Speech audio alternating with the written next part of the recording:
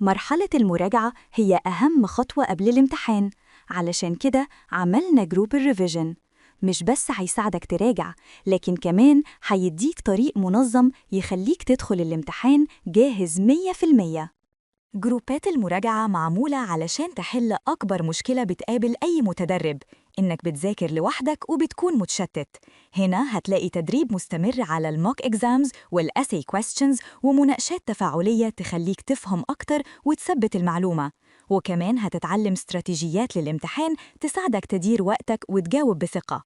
وعشان إحنا فكرنا لك في كل حاجة، عملنا لك خطة مراجعة مصممة من CMA Holders تساعدك ترفع من جاهزيتك للامتحان، وكمان ميتنج مع الدكتور عشان تتناقشوا في تقدمك، تحدد تحدياتك، والمراجعة المركزة هتخليك تحول أي نقطة ضعف لقوة. ومع التدريبات المحاكية للامتحان هتتعلم إزاي تدير وقتك بذكاء وتدخل مطمن.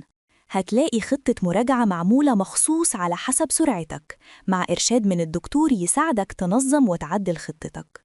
وكمان هتتمرن باستمرار على امتحانات تجريبية وأسئلة مقالية بنفس شكل شاشة الامتحان الحقيقي، عشان تبقى متعود ومفيش مفاجآت. ومش بس كده، عندك فيديوهات مراجعة بتشرح كل نقطة بوضوح وبمقارنات، ودعم سريع لأي سؤال أو استفسار.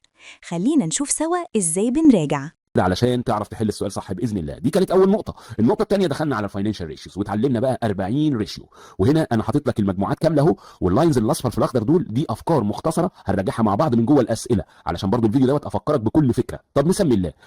مبدئيا كده حضرتك عارف ان ال 40 ريشيو دول متقسمين في 5 كاتيجوريز. اول كاتيجوري اللي بيقيس الليكويديتي. يعني ايه الليكويديتي يا دكتور؟ الليكويديتي سرعه تحويل الاسيتس بتاعتك لكاش. في ال one-to-one meeting الدكتور بيكون معاك علشان يساعدك تتغلب على أي عقبات أو مخاوف.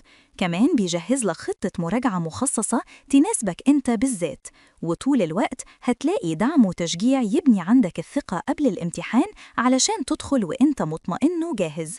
خلينا نشوف لقطة سريعة، مش يلا. عليها بصراحه. طالما احنا عارفين عيبنا ده، يبقى اه النوعيه دي من الاسئله يتحط عليها فلاج وتسيبيها لاخر الامتحان، تبقى تمزمزي فيها. تمام ماشي. تمام. طب دلوقتي اعالجها ازاي المشكله دي؟ طالما بتقولي مشكله معاك من زمان، خلاص امم ما لهاش علاج الا تكرار الحل. امم تمام. تكرار الحل ليه بقى؟ تكرار الحل ده هيخليكي توصلي لمرحله حفظ الافكار.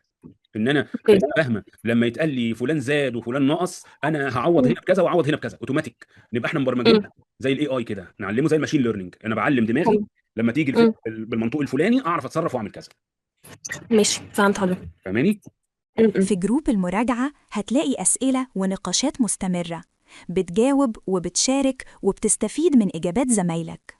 الجروب مش بس مراجعة، ده تفاعل وتشجيع يخليك ملتزم ومستعد للامتحان.